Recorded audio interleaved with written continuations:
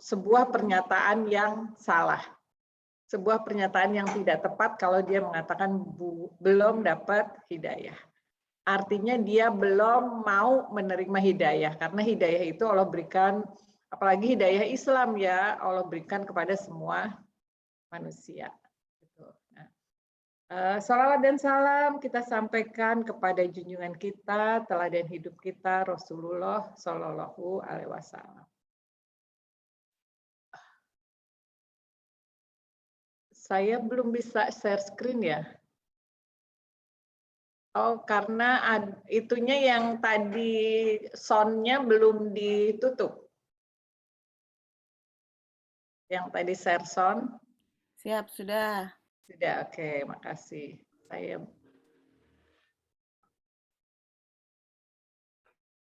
bentar saya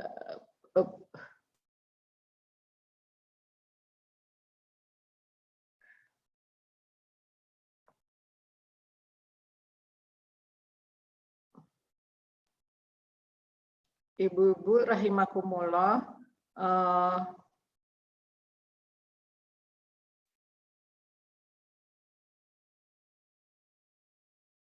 ada sebuah hadis yang disampaikan oleh Sulaiman Al-Harb. Ya, dari Sulaiman Al-Harb menyampaikan kepada kami. Dia mengatakan, kami diberitahu oleh Ahmad bin Zaid dari Sabit, dari Anas radhiyallahu anhu. Dia mengatakan bahwa ada seorang laki-laki bertanya kepada Rasulullah Shallallahu Alaihi Wasallam tentang hari kiamat. Orang itu bertanya, kapankah hari kiamat itu tiba, Rasulullah? Lalu Rasulullah balik tanya lagi, gitu, bukan dijawab besok atau 5 tahun lagi, tidak, tapi balik bertanya lagi. Apa yang sudah kamu persiapkan untuk hari itu? Orang itu menjawab, tidak ada. Aku nggak nyiapin apa-apa, hanya saja sesungguhnya sesungguhnya saya mencintai Allah Azza wa Jalla dan Rasulullah Shallallahu Alaihi Wasallam. Gitu. Jadi ketika ditanya, apa yang kamu persiapkan? Enggak, tapi aku mencintai engkau, mencintai Allah dan mencintai engkau Rasulullah. Maka Rasulullah bersabda, engkau akan bersama dengan orang yang engkau cintai. Nah, judul kita hari ini adalah tadi sudah Bulia sampaikan, cinta Rasulullah jalan tol menuju surga. Kenapa saya berani ngusulin judul itu kepada Bu Deta? Karena saya memegang hadis ini. Bahkan memang sahabat Anas radhiyallahu anhu waktu itu mengatakan bahwa kami itu nggak pernah merasa banget bahagia sebagaimana kebahagiaan kami ketika mendengar hadis tersebut dari Rasulullah. Ya, jadi Anas tuh cerita, para sahabat tuh langsung rasanya tuh bahagia banget pas dengar Rasulullah mengatakan kamu akan bersama dengan orang yang kamu cintai. Gitu. Nah, kenapa? Karena Anas mengatakan saya mencintai Nabi Shallallahu Alaihi Wasallam, Abu Bakar dan Umar. Saya berharap bisa bersama dengan mereka karena kecintaanku kepada mereka, meskipun aku tidak mampu melakukan amalan seperti mereka beramal. Jadi sahabat waktu itu langsung pada senang. Oh, pokoknya kalau nyintain Rasul berarti akan bersama dengan Rasulullah di surga. Pokoknya aku mau cinta sama Rasul walaupun aku amalku tuh belum seperti amalnya Rasulullah, belum seperti amalnya Abu Bakar ataupun amalnya Umar. Gitu. Jadi dari hadis ini hadis yang Rasulullah janjikan kamu akan bersama dengan orang yang kamu cintai. Ya, walaupun amal kita belum sebagus amal Rasulullah, sebagus amal sahabat, tapi kalau kita mencintai Rasulullah dan sahabat, kita dapat jaminan masuk surga. Maka mencintai Allah dan Rasul-Nya itu adalah jalan tol menuju surga. Walaupun amal kita belum sebagus amalan Rasulullah ataupun amalan sahabat. Ini dalilnya kenapa cinta Rasulullah itu adalah jalan tol menuju surga. Mau ibu-ibu pakai jalan tol ini menuju surganya? Mau, Bu. Pastinya mau ya, apalagi di surga bersama dengan Rasulullah. Dan kita tahu bersama Rasulullah itu surga yang paling tinggi. Karena kita tahu Rasulullah, bahkan Rasulullah pun pemimpinnya para nabi. Insya Allah kita mau. Nah, ibu-ibu, maka mau masuk surga cukup kita mencintai Rasul. Ini saya pakai PPT-nya anak saya, jadi rada lain ya PPT saya hari ini. Kebetulan pas ngobrol-ngobrol anak saya, kemarin aku habis ngisi itu, coba Umi lihat PPT-nya, oh ya udah bagus, jadi saya nggak perlu bikin PPT. Alhamdulillah. Apa-apa, Bu, jadi pagi-pagi matanya seger lihatnya, Bu. Iya, beda ya PPT-nya anak-anak remaja teh. Nah, bagaimana cara mencintai Rasulullah? Cara mencintai Rasulullah. Kenapa? Karena cinta itu butuh bukti. Ya. Cinta itu butuh bukti. Kita aja kalau suami kita bilang, "Ma, aku mencintaimu." Mana buktinya? Kita pasti akan kayak tanya gitu ya. Jangan ngomong doang gitu ya, bilang cinta tapi nggak pernah ngasih uang belanja, nggak ada bukti. Bilang cinta jarang pulang, enggak. Nah, cinta butuh bukti. Sama, kita cinta Rasulullah itu juga butuh bukti. Nah, ini ibu-ibu pasti tahu lagunya ya, saya aja tahu nih, walaupun ini PPT-nya anak-anak. Walau ke ujung dunia, pasti akan ku nanti, mesti ke tujuh samudra, pasti ku kan menunggu. Nah, ini kalau cinta. Tapi kan ini cintanya manusia. Kita cinta kepada Rasulullah kayak gini enggak? Ya Rasulullah udah enggak ada. Gimana bentuknya? Penantiannya, bentuknya nunggunya gitu ya. Bagaimana gitu kan, yang jadi pertanyaan buat kita untuk kita membuktikan cinta kita kepada Rasulullah Shallallahu Alaihi Wasallam. Bagaimana cara membuktikannya? Dan kebetulan hari ini nih pas Maulid Nabi Muhammad Shallallahu Alaihi Wasallam. Hari ini pas 12 Rabiul Awal. Pas lahirnya Rasulullah Shallallahu Alaihi Wasallam. Cuman nggak tahu nih ya maunya apa gitu, kok kalau hari-hari besar Islam sekarang diacak-acak nih. Kalau saya sih ngelihatnya acak-acakan, ngacak-ngacak hari besar Islam ini sepertinya ibu-ibu pernah dengar istilah test the water? Iya, pernah sih, Bu. Test the water, ngetes Bu. Ini lagi ngetes umat Islam nih. Umat Islam kalau diacak-acak ibadahnya pada diem aja, pasrah atau gimana? Ya, ini test the water kalau saya lihat. Maka kita wajib bersuara. Termasuk kalau tiba-tiba keluar undang-undang tentang, kalau yang sekarang ini kan mau ada undang-undang sebenarnya yang sudah lama disondingnya, misalnya yang terkait dengan apa Bu, penerimaan gender itu Bu, bukan kesetaraan gender, kesetaraan gender udah dari dulu, yang itu legalisasi LGBT.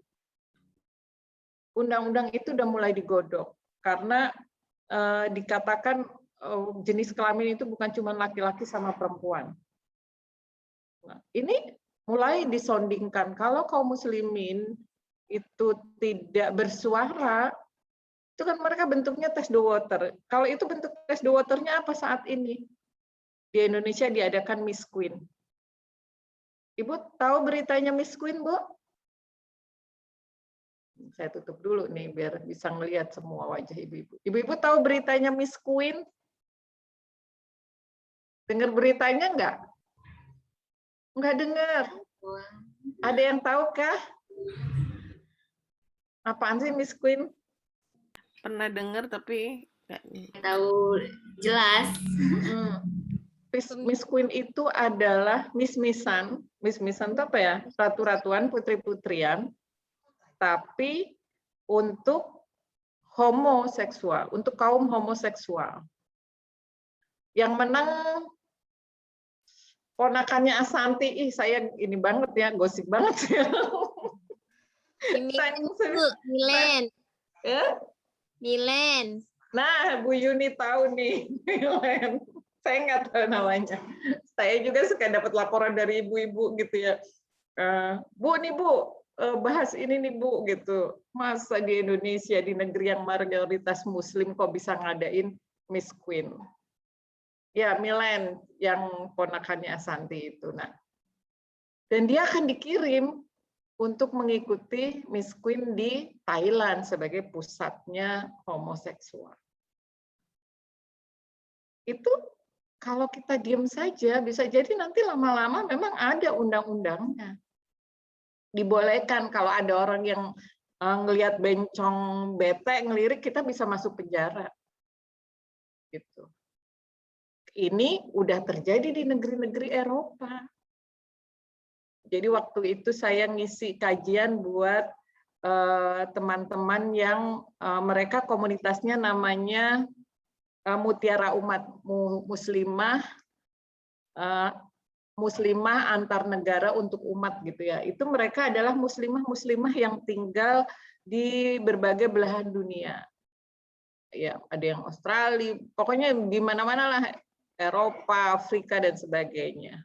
Amerika. Nah, saya ngisi kajian online buat mereka tentang itu LGBT dan sebagainya, mencegah anak-anak. Nah, saran ketika itu saran yang saya berikan adalah untuk supaya menanamkan pada anak-anak gender itu hanya 2 gitu ya. Salah satunya adalah tidak melakukan muamalah dengan mereka, karena mereka adalah kaum yang dilaknat oleh Allah, maka kita tidak bermuamalah walaupun biasanya baik banget.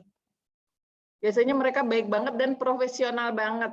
Kalau yang punya salon ya profesional banget, yang punya rumah makan ya profesional banget, orangnya baik-baik banget.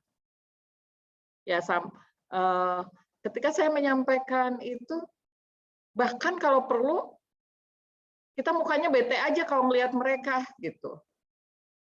Supaya karena kan tujuannya ngedidik anak-anak kita, menjaga Ananda agar tidak terpengaruh dengan pemikiran LGBT ini. Lalu ada satu ibu yang cerita, wah kalau kayak begitu Bu, di sini bisa anak kita diambil sama pemerintah. Kalau anak kita nanti dibilang dengan alasan radikalisme itu anak kita diambil, lalu yang ngasuh, yang didik pemerintah, dititipin pada keluarga lain karena orang tuanya mendidik anak radikal. Udah sampai kayak gitu Ibu kalau itu di Inggris kasusnya. Nah, kalau sekarang kita diam saja ada hal-hal semacam itu pastinya juga bisa lama-lama undang-undang ini disahkan di Indonesia. Itu lama-lama kalau kita mau ngajarin anak kita bahwa itu nggak benar gitu ya, perbuatan tercela dilaknat oleh Allah, lama-lama kita malah yang salah, bisa kena delik hukum, anaknya bisa diambil oleh pemerintah seperti di Inggris. Itu kejadiannya di Inggris. Nah, sama, balik lagi ya Ibu-ibu ya, itu tadi test the water. Balik lagi, kita juga sedih, udah berkali-kali nih, hari-hari besar Islam dipindah-pindah. Walaupun sebenarnya memang nggak ngaruh sih buat kita, tapi setidaknya ini menunjuk untuk ngetes nih, kaum muslim ini Udah pada pasrah aja atau masih punya semangat? Oke, kita lanjut ya. Pas nih hari ini Maulid Nabi, dan mudah-mudahan ngumpulnya kita hari ini juga salah satu cara kita menunjukkan cinta kita kepada Rasul. Cukupkah gitu dengan kita hari ini ngumpul mengingat, mencintai Rasul, bersolawat gitu ya. Cukupkah itu untuk mencintai Rasul? Tadi ada tuntutan amal. Ya, walaupun amal kita belum sebagus amalnya Rasul dan amalnya Abu Bakar ataupun Umar. Nah, lalu ada syaratnya amalnya, amal yang bagaimana nih yang mencintai Rasul? Gitu ya. Bagaimana mencintai Rasul? Maka kita diperintahkan beramal mencintai risalahnya dan mencintai perjuangannya. Ini amalnya.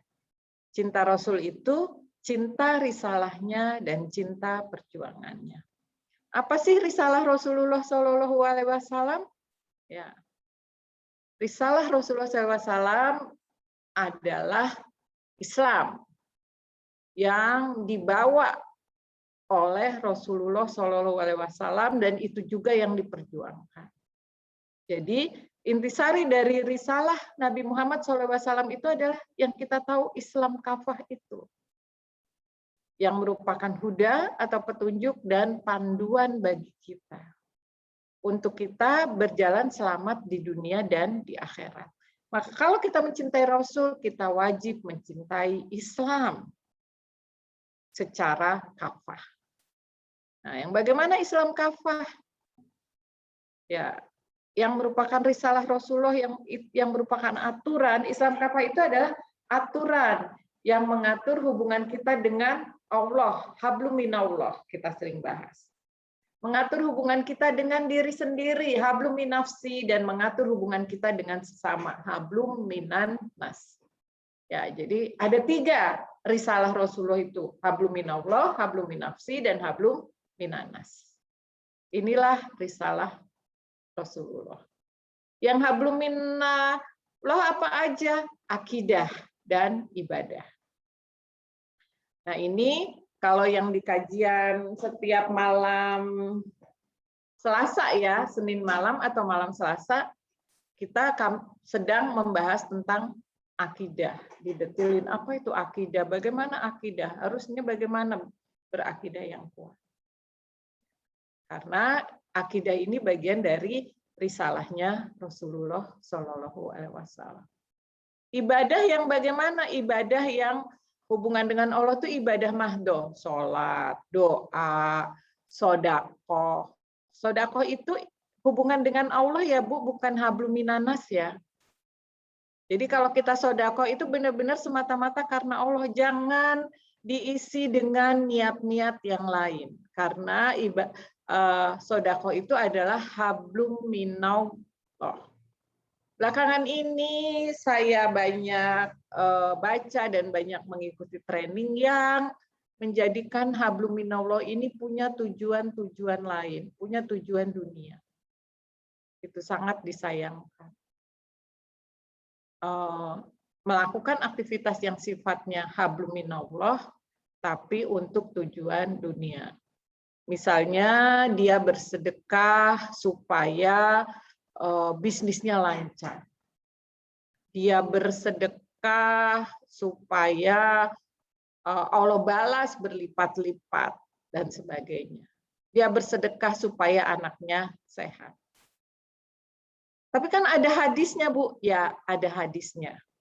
Memang ada hadisnya, janji Allah kalau kamu bersedekah tuh akan aku balas berlipat-lipat. Kalau kamu bersedekah, sedekah itu akan menyembuhkanmu. Tapi karena sedekah ini adalah ibadah mahdoh yang hubungannya sama Allah, niatnya harus bersih. Kenapa niatnya harus bersih? Karena ada orang stres datang saya. Ini saya jadi dari semalam saya cerita banyak orang stres gitu yang datang ke saya. Konsultasi.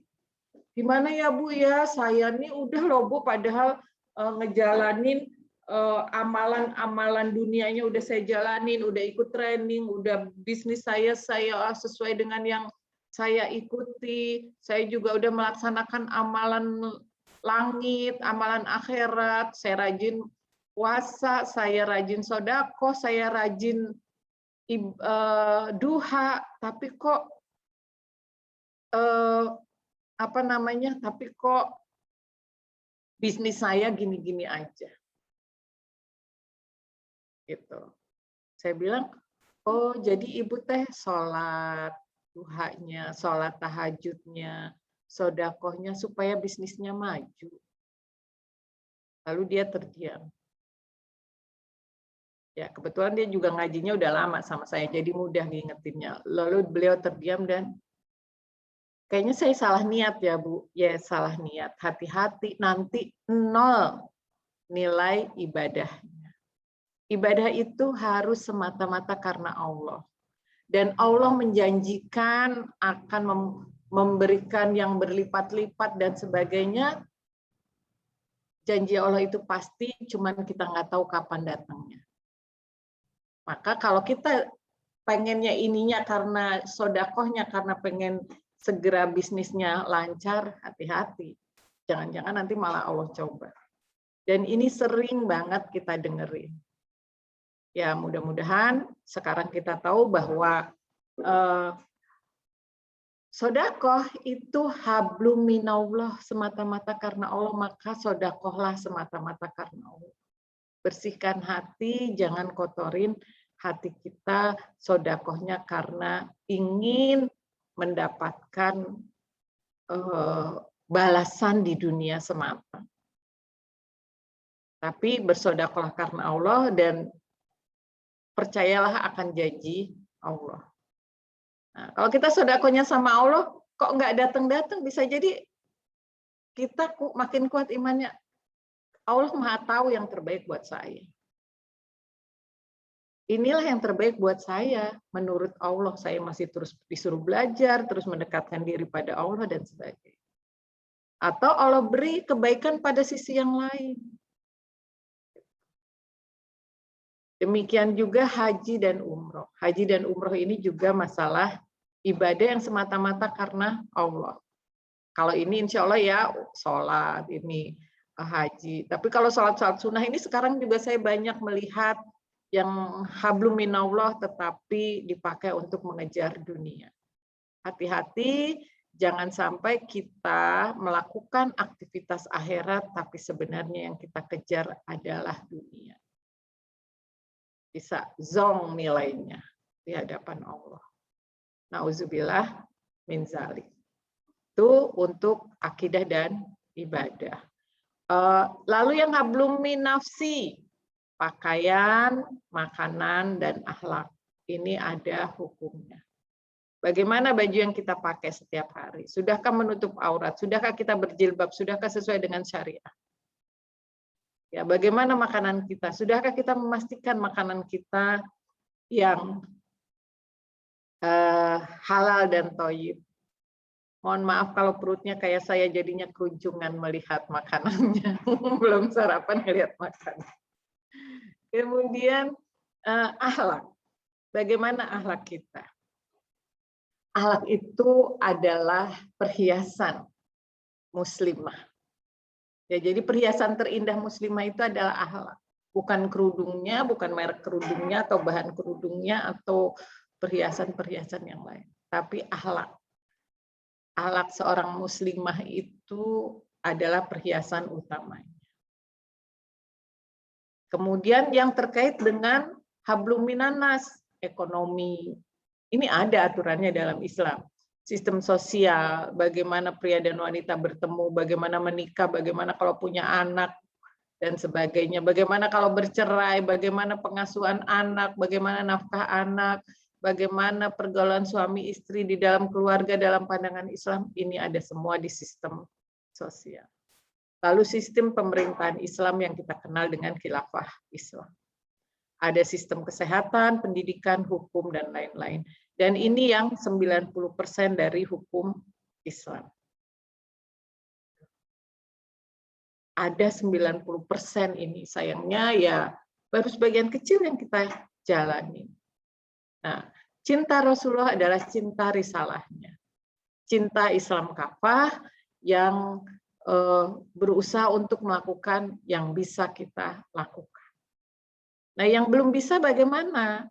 Ya, yang belum bisa tentunya kita bersama-sama mendakwahkan.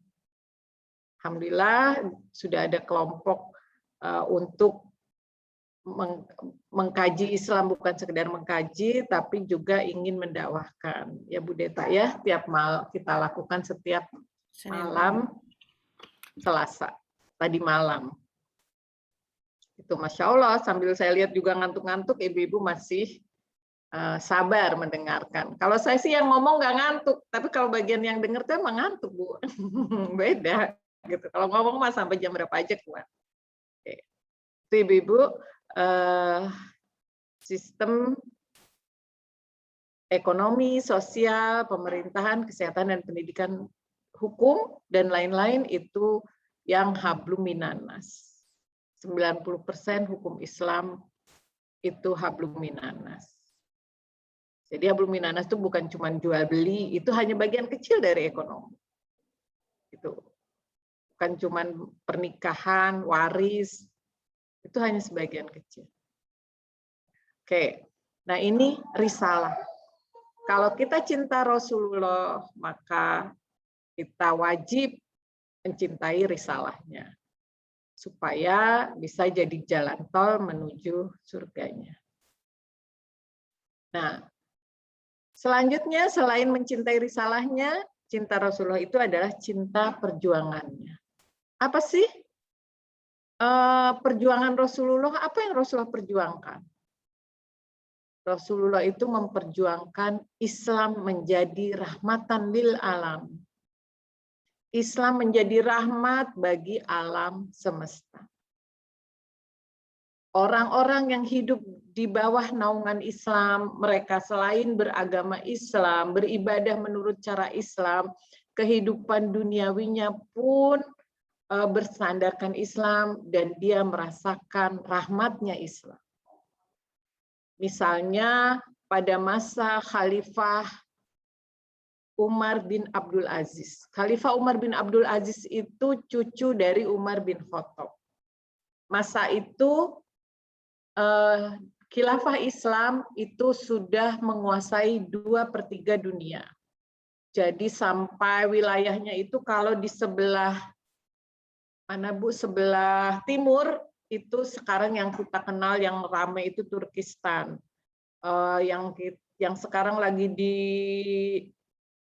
ini sama Cina, masuk wilayah Cina dan penduduknya dibantai, dihukumin dan sebagainya, mana Bu?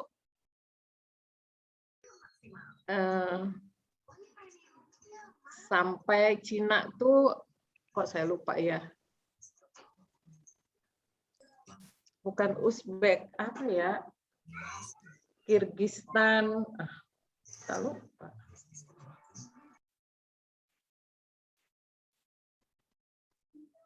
Rohingya bukan Ustazah?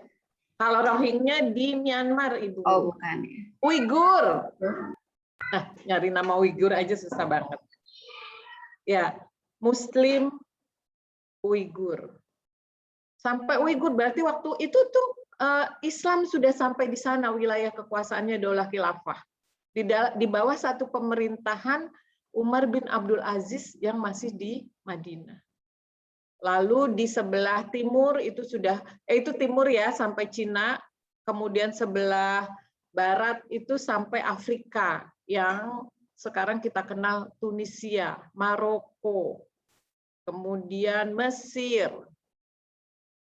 Nah, kalau kita lihat penduduknya di sana, itu mereka secara fisik lebih dominan seperti orang Arab. Kalau Tunisia, Maroko itu enggak Mesir, enggak kayak orang Afrika. Kalau orang Afrika kan hitam ya, benar-benar berkulit hitam. Kalau Afrika Utara yang kita kenal dengan Timur Tengah sekarang itu karena sejak zaman Rasulullah, sejak zaman para sahabat itu sudah Islam sampai di sana, percampurannya sudah kuat, secara fisik pun mereka sudah tidak dominan negronya walaupun di benua Afrika. Lalu di barat itu sampai belum masuk Eropa, masih di Asia bagian barat, yang Tajikistan, Uzbekistan, Afghanistan, lalu di sebelah selatannya itu sudah sampai India, Pakistan, Bangladesh, itu wilayah daulah Islam masa itu. Nah, dengan wilayah yang sebegitu luasnya, pada masa Umar bin Abdul Aziz dikabarkan tidak ada satupun orang yang layak untuk mendapatkan zakat. Kebayang nggak ibu-ibu bagaimana tingkat ekonomi pada masa itu? Nggak ada yang layak dapat zakat. Kalau sekarang ada yang bagi-bagi zakat 20.000 aja berebut sampai bunuh-bunuh, kan banyak yang mati. Bandingkan kondisinya, itu yang namanya Islam rahmatan lil alamin. Bisa beribadah, menjalankan Islam, orang-orangnya solih, secara ekonomi pun terjamin. Karena ekonominya memakai ekonomi Islam. Demikian juga dalam bidang ilmu pengetahuan dan teknologi. Ya. Kalau mau jujur, bapak-bapak ilmu pengetahuan itu kalau kita lihat sejarah adalah berasal dari Islam. Ada Ibnu Sina, ada algoritma, ada aljabar, dan sebagainya. Itu mereka adalah nama-nama ilmuwan Muslim. Ya. Belum lagi kebudayaan. Itu masih bisa kita lihat di peninggalan-peninggalan. Kalau ibu-ibu, sekarang ini kan banyak wisata ke Turki ya, Bu. Kalau ibu-ibu berkesempatan wisata ke Turki, di sana terlihat bagaimana tingginya budaya dilihat dari peninggalan bangunan-bangunan. Nah, bisa bikin bangunan yang megah bagus pada masa itu dengan arsitektur yang tinggi, itu adalah bukti bahwa Islam adalah rahmatan lil alamin. Jadi apa yang diperjuangkan Rasulullah? Rasulullah memperjuangkan Islam sebagai rahmatan lil alamin. Dengan cara apa Islam ini bisa jadi rahmatan lil alamin? Menyebar ke berbagai penjuru dunia dan bisa dirasakan nikmatnya. Kalau kita sekarang ngerasain Islam rahmatan lil alamin itu baru untuk individu-individu kita. Bisa jadi kita yang hadir di sini semua bisa makan tiap hari dan sebagainya. Tapi banyak saudara-saudara kita kaum muslimin yang di Indonesia aja nggak bisa makan setiap hari. Berarti belum rahmatan lil alamin itu Islam. Apalagi kalau kita ngelihat tadi yang Bulian sampaikan, saudara-saudara kita di Rohingya, di Myanmar, dibantai, dibakar, sengaja gitu ya, ditembakin, diusir dari rumahnya. Dan menyedihkannya ketika mereka pergi dari kampung halamannya, itu ditolak di berbagai negeri-negeri Islam. Tuh. Dianggap bukan bagian dari kaum muslimin. Padahal Bangladesh itu juga negeri Islam, Pakistan negeri Islam, tapi ditolak. Di Malaysia negeri Islam hanya boleh sementara, dikasih jangka waktu. Di Indonesia pun ditolak, sampai akhirnya individu-individu masyarakat Aceh yang nerima, aku terima kok di tanahku sendiri kok, karena ya alhamdulillah di Aceh memang Allah beri kekuatan iman mereka. Itu dipermasalahkan kan, yang di Aceh yang nampungin pengungsi Rohingya itu malah di kasus hukumkan. Gak ada sekarang ini, masih jauh Islam rahmatan lil alamin. Nah, padahal ini yang diperjuangkan oleh Rasulullah. Maka kalau kita ingin mendapatkan, membuktikan cinta kita pada Rasul, salah satunya adalah kita cintai perjuangan Rasulullah SAW. Dengan cara apa Islam itu jadi rahmatan lil alamin? Dengan dakwah dan jihad. Ya, dengan dakwah disebarkan dan dengan jihad. Yang itu semua dilakukan oleh khilafah Islam. Ini dalilnya. Auzubillahiminasyaitonirrajim. Bismillahirrahmanirrahim. Ud'u ila sabili rabbika bil hikmah wal mau'idotil hasanah wajadilhum billati ya ahsan.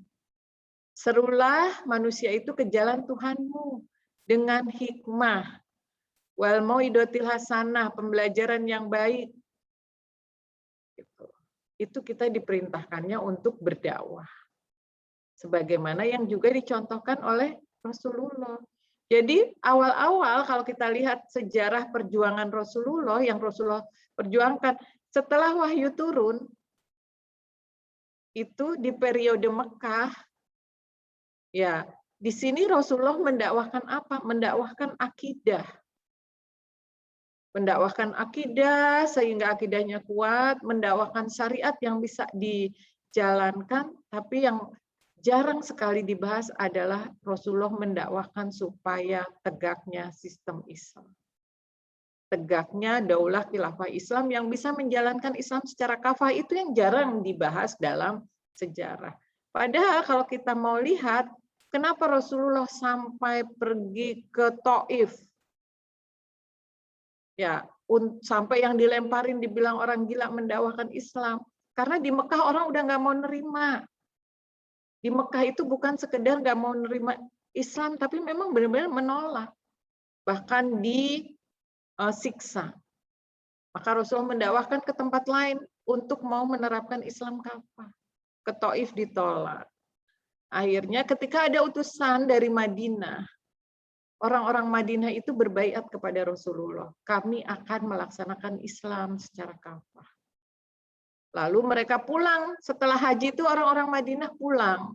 Ketika orang Madinah pulang sampai di Madinah, Rasulullah mengutus sahabat untuk membina, untuk mendidik masyarakat di Madinah sehingga masyarakat Madinah siap untuk mendirikan daulah khilafah, menerapkan Islam secara kafah. Setelah masyarakat Madinah siap, Rasulullah hijrah ke Madinah. Ini kenapa standarnya di sini daulah khilafah, karena daulah khilafah ini yang akan membuat Islam jadi rahmatan lil alamin dengan menerapkan Islam kafah. Ya, kenapa orang-orang Madinah itu sangat mudah menerima dakwahnya Rasulullah? Jadi ada cerita di balik itu, ibu-ibu. Kenapa orang Madinah itu sangat mudah menerima dakwah Rasulullah? Di Madinah itu kita tahu banyak sekali suku-suku dari Yahudi. Banyak sekali suku-suku Yahudi di Madinah. Ya. Nah, orang Yahudi ini, Bu, suka pada songong. Suka pada pamer ajaran mereka. Ini loh kami Yahudi, Allah turunkan kepada kami nabi, Allah turunkan kepada kami kitab. Mereka pamer, Bu, isinya kitab-kitab Taurat. Mereka pamer ajaran mereka, tapi hanya untuk mereka. Selain orang Yahudi, nggak disuruh, nggak diajak untuk beriman kepada Allah, nggak diajak untuk melaksanakan syariat yang ada di dalam Taurat. Karena memang Yahudi itu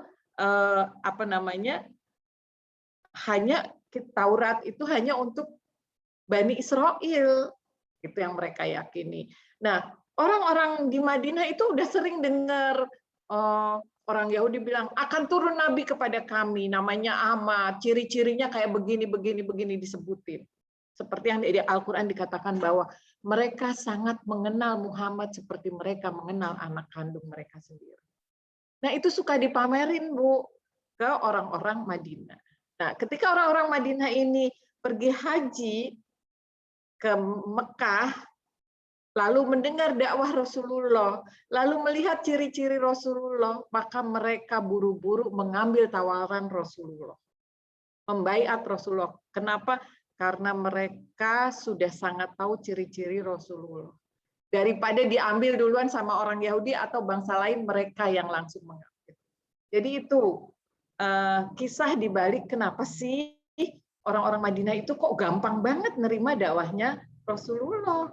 karena mereka sudah sering dengar tentang Rasulullah, tentang Islam pada saat di Madinah dari orang-orang Yahudi. Nah, balik lagi, itu cerita di balik kenapa di Madinah ini mudah menerima Islam. Lalu dakwah Rasulullah itu ketika di Mekah itu ini yang diupayakan, mendirinya daulah khilafah.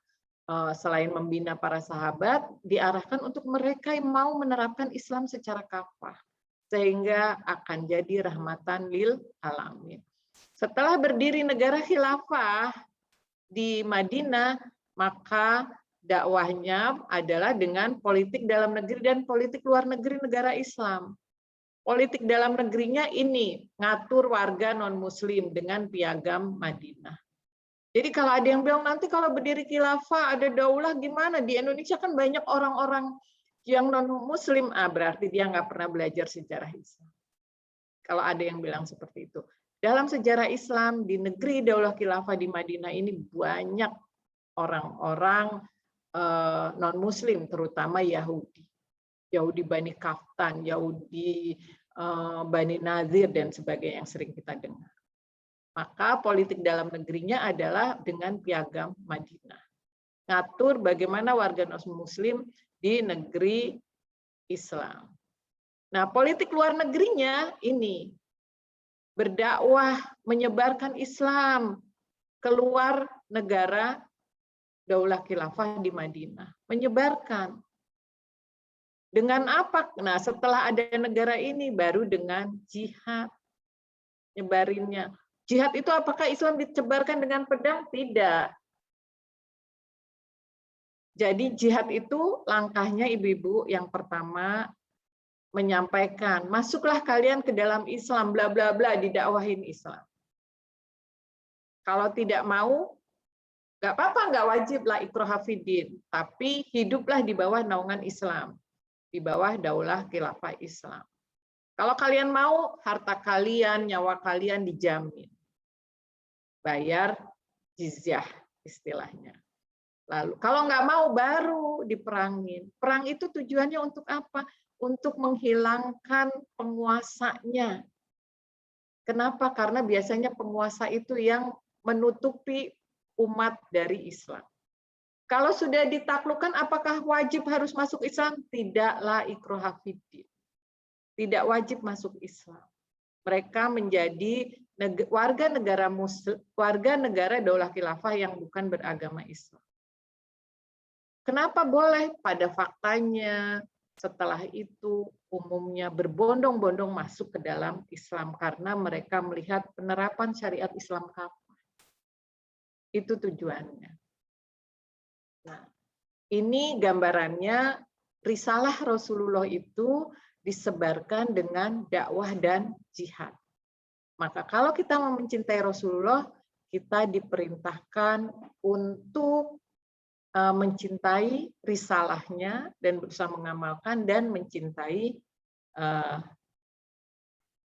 dakwahnya. Nah, jadi dakwah itu sehingga sampai jadi rahmatan lil alamin, seluruh dunia dilakukan oleh khilafah. Di sini mengajarkan Islam sehingga tertanam dan membentuk cara berpikir di masyarakat sesuai dengan syariat Islam. Jadi bukan individu-individu kalau kayak sekarang, seperti sekarang, tapi masyarakat semua kayak kita rindu, pengen ngenerapin Islam, pengen ngelaksanain Islam dengan baik, pengen ibadah dengan baik. Kalau sekarang Islam itu masih di tataran individu. Khilafah pula yang akan membebaskan banyak negeri, menyatukan dalam satu kekuasaan di bawah kepemimpinan Rasulullah. Maka namanya futuhat Islam. Futuh, membuka. Ya, bukan menaklukkan, apalagi menjajah, membuka. Itu yang sering oleh musuh-musuh Islam dikatakan Islam disebarkan dengan pedang, disamain dengan penjajahan. Padahal beda banget. Kalau penjajahan itu mengambil sumber daya alam dan sumber daya manusia untuk dibawa ke negeri penjajah. Tapi kalau futuh itu membuka untuk supaya di situ merasakan rahmatan lil alaminnya. Sumber daya alam dan sumber daya manusia enggak disedot dibawa ke negeri utamanya, enggak.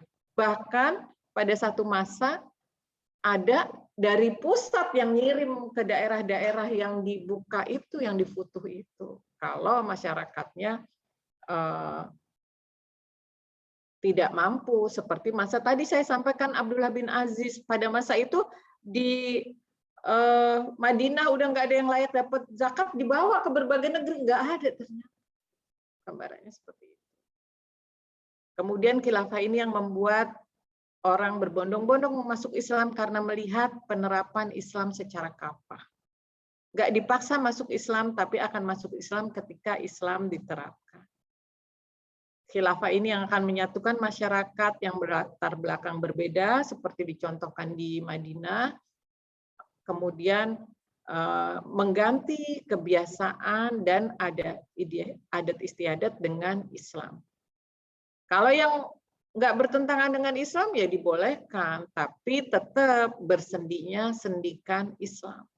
Bukan Islam dicampur-campurin dengan budaya yang ada.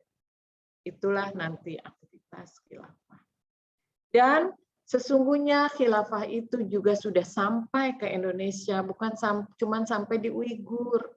Kalau di Uighur memang sudah sampai pemerintahannya di bawah, tapi kalau di Indonesia belum sampai. Tapi dakwah khilafah sudah sampai ke Indonesia. Ini jejak khilafah di Nusantara. Bani Umayyah 660 sampai 749, penguasa di Nusantara itu masih beragama Hindu, tapi sudah mengakui kebesaran khilafah. Ini buktinya apa? Ada 2 pucuk surat kiriman Maharaja Sriwijaya kepada Khalifah masa Bani Umayyah. Nih. Kemudian ini surat yang pertama dikirim kepada Muawiyah. Ya, dan surat yang kedua dikirim kepada Umar bin Abdul Aziz. Ini ditemukan di mana surat pertama? Diwan Arsip Bani Umayyah dan Abdul Malik bin Umar yang disampaikan kepada Yaqub As-Saqif, disampaikan kepada Hisam bin Ali. Bunyinya suratnya ini diceritakan oleh Al-Jahiz. Bunyinya gini. Kami dari Raja Hindi yang kandang binatangnya berisikan 1000 gajah di Sriwijaya dan istananya terbuat dari emas dan perak dan dilayani oleh putri-putri raja yang memiliki sungai besar yang mengari pohon gaharu kepada Muawiyah. Jadi udah ada hubungan masa itu. Kemudian juga ada prasasti di Talangtuo. Prasastinya bertuliskan Arab. Ini bukti jejak khilafah di Nusantara. Lalu tahun 1954 dan sampai 1538 Sultan Sulaiman itu mengirim armada untuk membebaskan pelabuhan dengan tujuan mengamankan pelayaran haji ke Jeddah. Ya, jadi mengamankan rute haji dari Sumatera ke Samudra Hindia itu dilakukan oleh Sultan Sulaiman pada masa Turki Utsmani. Ya, lalu ada juga pelepasan armada Utsmani dengan tujuan membebaskan kaum muslimin Malaka dari penjajahan kafir. Ini waktu itu disambut gembira. Dan yang paling nyata itu ada banyak di Aceh. Di Aceh 1943 minta bantuan militer kepada Turki untuk melawan Portugis di Malaka. Turki pada masa itu mengirim bantuan 160 orang dan 200 orang tentara ke Malabar. Jadi sejak itu maka hubungan pemerintah Turki dan Aceh makin dekat.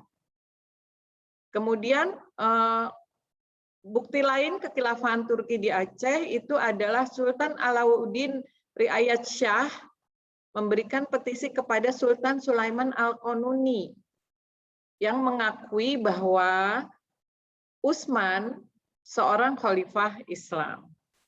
Dan petisi itu juga dituliskan dengan adanya bantuan Utsmani yang melindungi umat Islam dari serangan Portugis pada saat berjual beli dan bepergian haji. Jadi udah kaum muslimin di Aceh itu sudah di dalam perlindungan Sultan Sulaiman Al-Qanuni. Kalau ibu-ibu ada nonton filmnya Sultan Sulaiman Al-Qanuni itu ada bagian di mana Sultan Sulaiman Al-Qanuni itu ngancem Belanda kalau melarang orang-orang Aceh untuk orang Muslim untuk haji, maka akan Turki akan memboikot perjalanan lautnya Belanda. Ya, ini berlanjut hingga pengibaran bendera Turki di kapal Aceh. Nah, informasi yang kayak gini ini kan kita nggak dapat, ibu-ibu. Informasi tentang hubungan Turki. Nah, kalau ibu-ibu ingin lebih, oh iya, saya lupa. Saya jadi ingat nih, ibu-ibu. Besok hari Rabu itu ada serentak penayangan film Jejak Khilafah di Nusantara 2.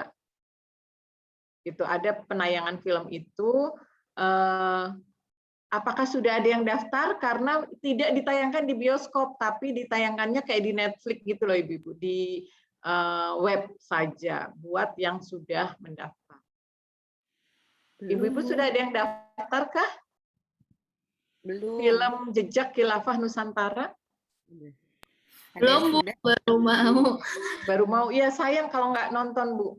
Di situ kita ya terbukalah matanya gitu ya, fakta bahwa khilafah itu udah sampai Nusantara. Selama ini informasi itu memang ditutup dari kaum muslimin di Indonesia yang penduduknya mayoritas. Musuh-musuh Islam itu takut kalau kita sadar kita itu pernah jadi bagian dari daulah khilafah. Itu yang paling ditakutkan oleh musuh-musuh Islam. Kenapa? Bayangin aja jumlah penduduknya terbesar gitu ya. Kalau di sini muncul kesadaran ingin menerapkan Islam kafah, apa enggak gonjang-ganjing itu musuh-musuh Islam. Maka ditutup info itu. Oke, ada yang minta linknya ya. Sebentar saya coba cari ya, Bu ya. Saya juga sebenarnya dari pagi nyari linknya.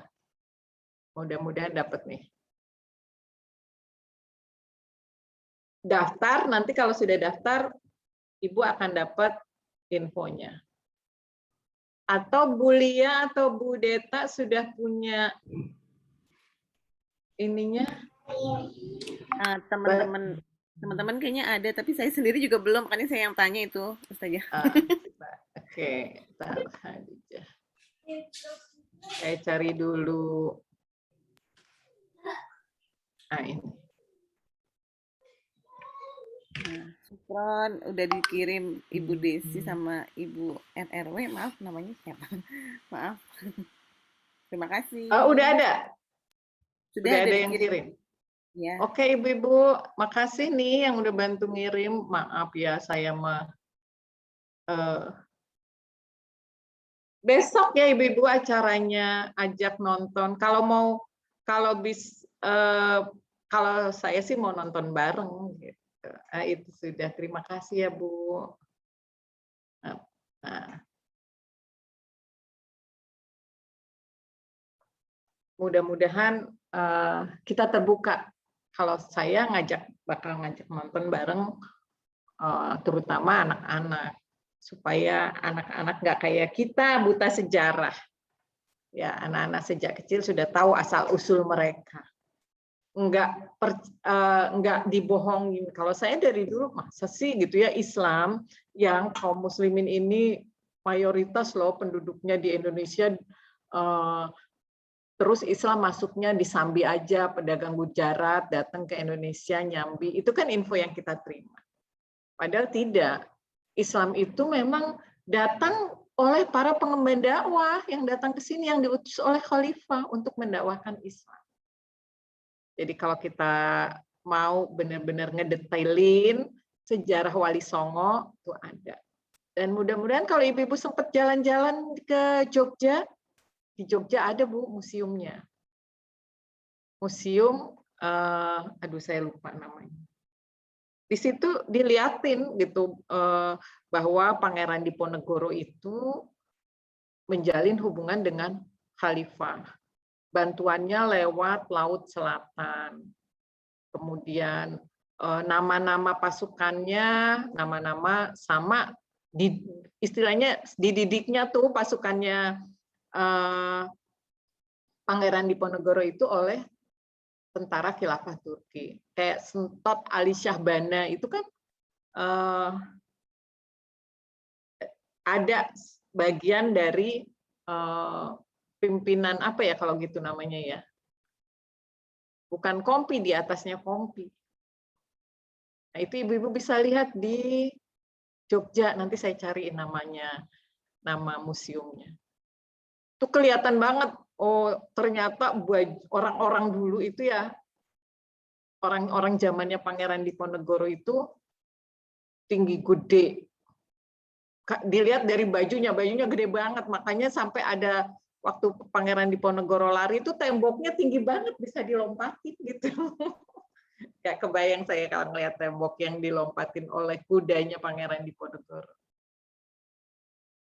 Jadi yuk, itu sudah ada yang ngirim juga linknya, langsung daftar aja sebelum ditutup nih link Zoom-nya, supaya ajak terutama anak-anak kita supaya kita tahu sejarah Islam yang sesungguhnya. Bukan sejarah yang berasal dari musuh-musuh Islam yang ingin menjauhkan kaum muslimin ini dari khalifah yang akan menerapkan Islam kafah sehingga Islam itu sesuai dengan apa yang Rasulullah perjuangkan, yaitu Islam menjadi rahmatan lil alamin. Bisa jadi hari ini gitu ya kita baru ingin berdakwah, tapi mudah-mudahan itu tercatat bahwa kita sudah mencintai Rasulullah, yaitu mencintai risalahnya dan mencintai perjuangannya. Ya Ibu-ibu ya, dan mudah-mudahan amal kita belum sebanyak amalan Rasulullah dan para sahabat, tapi kecintaan kita ini jadi bukti kelak gitu ya. Allah memperkenankan kita untuk bersama dengan Rasulullah karena kita mencintai Rasulullah, mencintai risalah dan mencintai perjuangan. Itu Ibu-ibu, untuk hari ini saya kembalikan kepada Bu Lia kalau ada yang mau didiskusikan. Alhamdulillahirrahmanirrahim. Senang dengar Bu, maksudnya jadi kayak kita dengerin cerita gitu ya. Ternyata banyak yang kita nggak tahu, karena jujur emang dulu pelajaran sejarahnya tuh benar kata Bu Dini, cuma taunya aku juga mikirnya oh mungkin dulu Islam masuk ya karena pedagang-pedagang yang terus pedagangnya iseng-iseng ya sambil dagang sambil itu kebalik kan. Nggak ada niat gitu loh Bu ya. Seperti itu benar sih, tapi kita jadi terbuka, maksudnya jadi tahu ya ternyata memang gitu ya. Minim banget artinya Bu ketahuan sejarah Islamnya. Astagfirullah. Alhamdulillah jadi terbuka ilmu kita. Mungkin dari ibu-ibu Tifilah ya di sini ada yang mau ditanyakan, boleh. Mau bertanya tentang materi kita hari ini, yaitu cara mencintai Nabi dan merupakan jalan tol menuju surga gitu. Sebelum ada yang mulai bertanya, boleh saya nanya Ibu Dini tentang yang tadi, kalau hablum minallah jangan sampai kita campur adukan dengan niat yang lain ya. Sampai yang sederhana memang sedekah, karena sepertinya lagi banyak juga sih ya Bu, maksudnya coba sedekah biar ini biar itu gitu ya. Nah itu mau nanya gimana ya cara memisahkan, karena kan terkadang itu menjadi motivasi kita gitu Bu, misalnya oh iya coba deh sedekah deh gitu misalnya kan, kita jadi mau sedekah supaya dipermudahlah segala urusan, nah seperti itu. Nah itu gimana tuh Bu kalau kita ada niat seperti itu? Iya, nah ini yang harus kita perbaiki, Bu Lia. Jadi yang namanya ibadah itu ibadah mahdo ya, yang terkategori ibadah mahdo itu adalah sholat, saum, zakat, haji, sedekah, itu hablum minallah. Kalau hablum minallah, maka niatkan semata-mata karena Allah, jangan ada niat-niat lain. Gitu. Nah, beda buka salon itu muamalah habluminanas. Maka memang harus menyiapkan dapat untung. Kalau buka salon nggak niat dapat untung, saya mah sodako aja, itu namanya liar.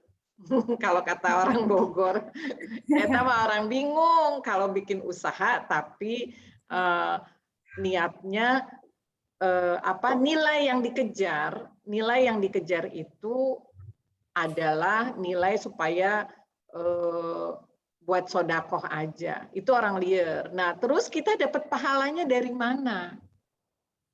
Bisnis, ya nilai yang dikejar itu adalah materi.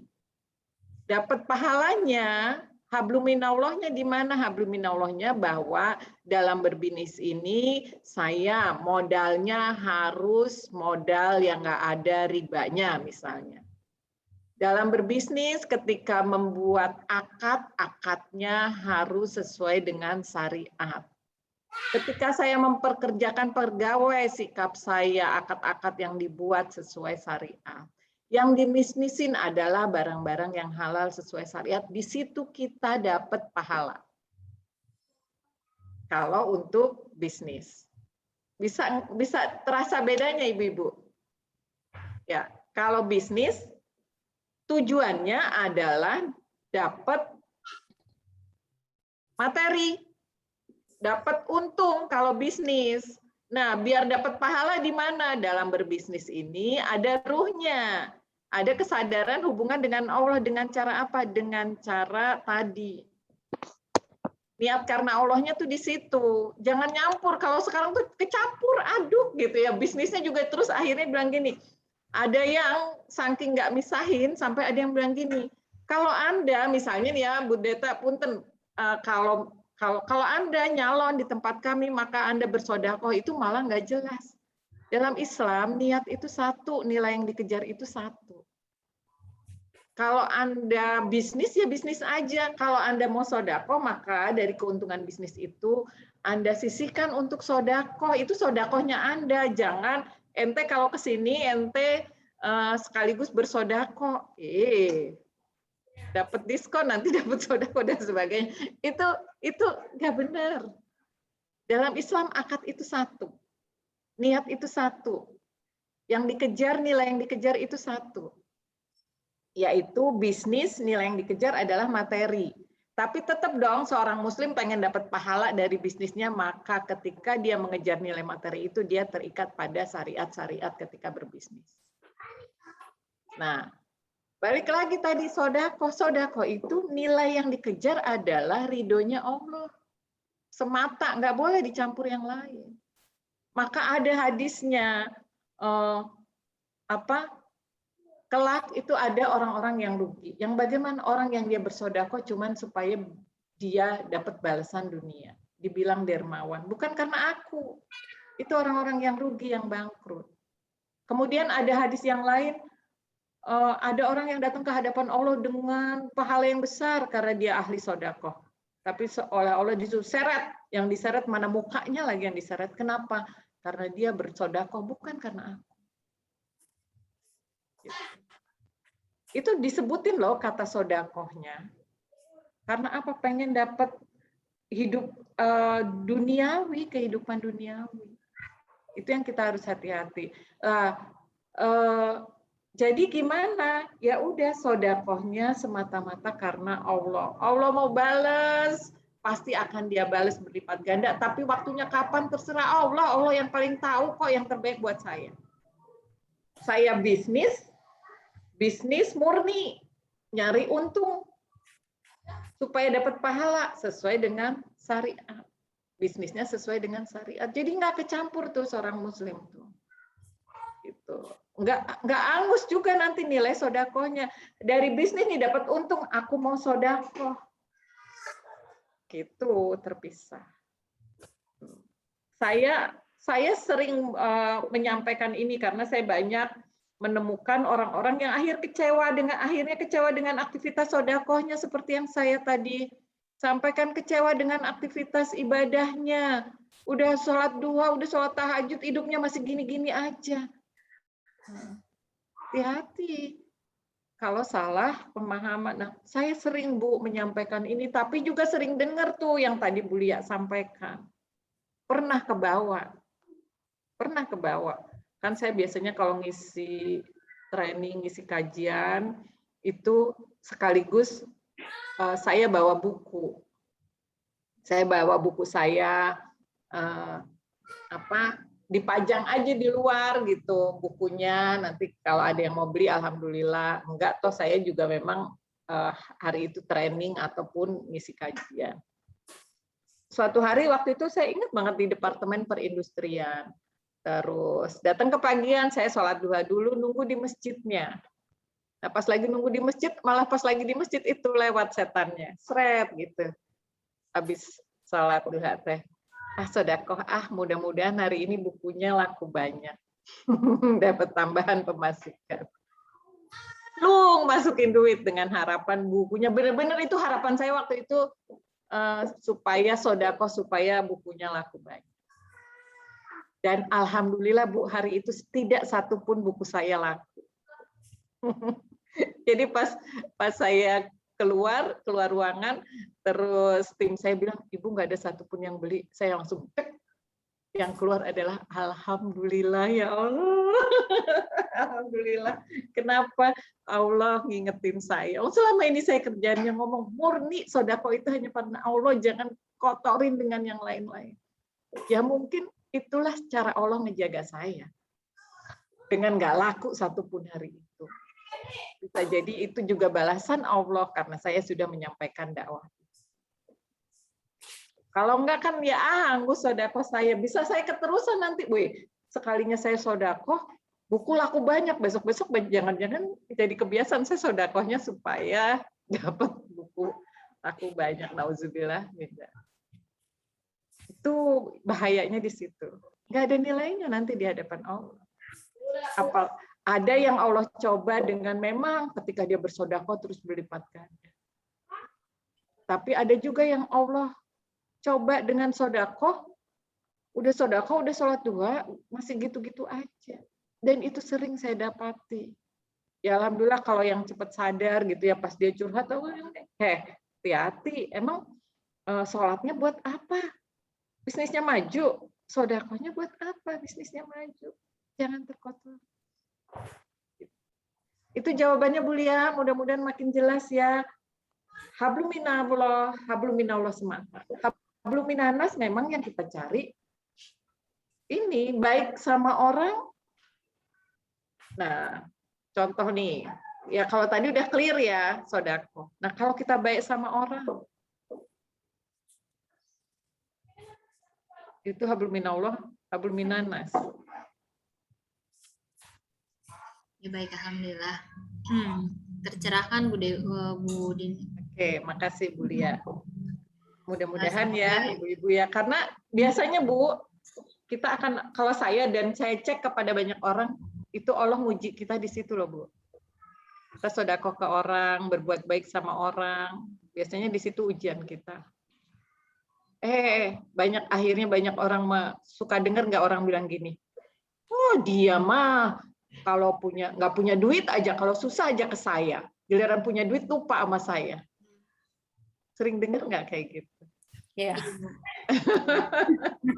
Itu kata saya, itu cobaan tahu nggak dari Allah. Dan saya pun pernah mengalami. Ketika ada orang yang saya baik-baikin bersikap tidak baik ke saya, ditolong secara materi, baik materi maupun tenaga tidak baik ke saya, terus saya ngomel. Kata suami saya, kemarin Umi berbuat baik, sedekah nolong karena Allah atau karena pengen balasan manusia? Jadi ketahuan pengen balasan manusia, buru-buru istighfar deh. Suka sering dengar kan ya Bu ya pernyataan seperti itu. Nauzubillah min dzalik, saya pernah. Jangan-jangan kita juga pernah. Udah dibayain kayak gitu. Oh, ya udah berarti kita baiknya karena manusia.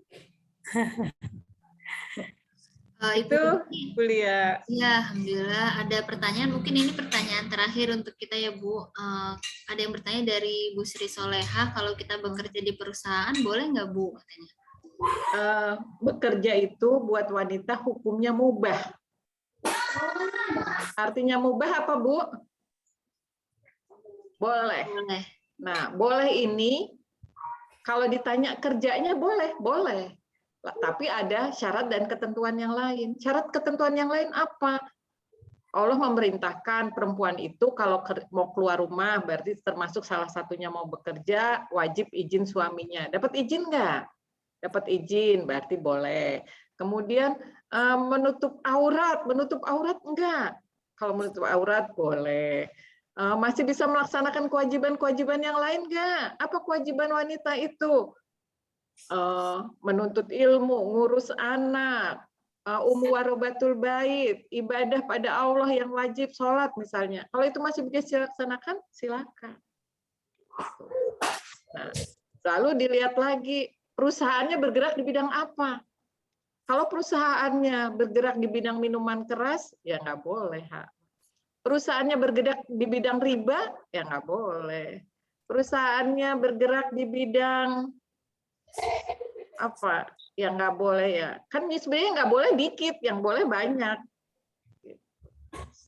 Itu jawabannya Ibu Sri.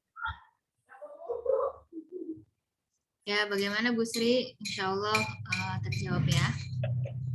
Kalau paham. Kalau perusahaannya di bidang perdagangan, boleh ya Bu?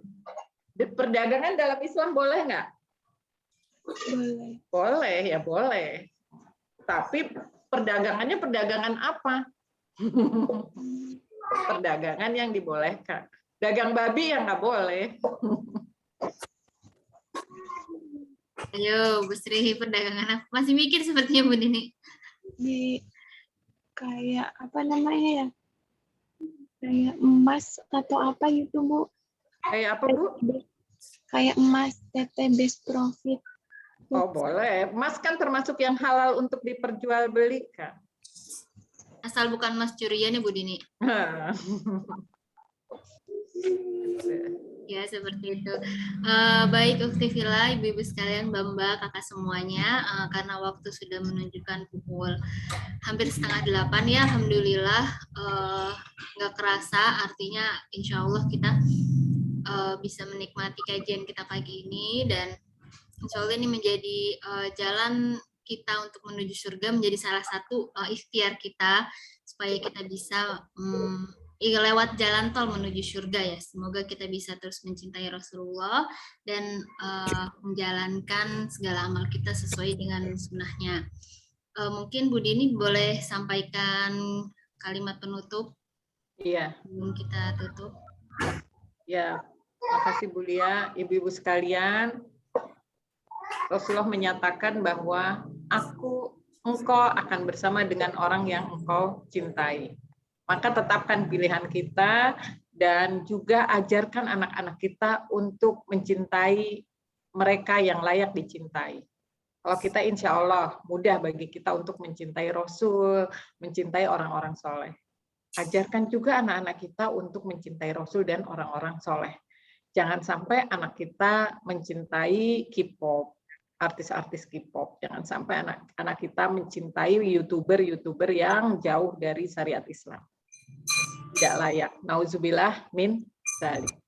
Nah, bagaimana cara menunjukkan cinta kita kepada Rasulullah? Yaitu dengan mencintai risalahnya, yaitu Islam kafah, dan mencintai perjuangannya. Yaitu Rasulullah mencintai dakwah dan jihad yang bisa menjadikan Islam sebagai rahmatan lil alam. Itu saja ibu-ibu untuk hari ini, mudah-mudahan kita bisa menunjukkan, kita bisa membuktikan cinta kita kepada Rasulullah SAW, dan kelak kita semua berkumpul di surga bersama dengan Rasulullah SAW. Amin ya Mohon rabbal maaf kalau ada yang kurang berkenan. Billahi taufiq wal hidayah. Wassalamualaikum warahmatullahi wabarakatuh. Waalaikumsalam. Terima kasih saja. Terima kasih Bu Deta, Bu Lia. Ya, Bu. Nah, sebelum kita tutup, boleh kita istighfar sebanyak 3 kali. Astagfirullahaladzim. Kita tutup kajian kita dengan doa kifaratul majelis. Subhanaka Allahumma wa bihamdika asyhadu an la ilaha illa anta astaghfiruka wa atubu ilaik. Jazakumullah khairan kasir untuk semua yang sudah hadir, khususnya untuk Bu Dini yang mau berbagi ilmu. Mohon maaf atas segala kesalahan dari saya sebagai MC di kajian pagi ini. Sampai ketemu lagi insya Allah Selasa depan. Boleh join di grup, ada linknya sudah disebarkan. Dan alhamdulillah kita tutup dengan Assalamualaikum warahmatullahi wabarakatuh. Waalaikumsalam. Waalaikumsalam warahmatullahi wabarakatuh.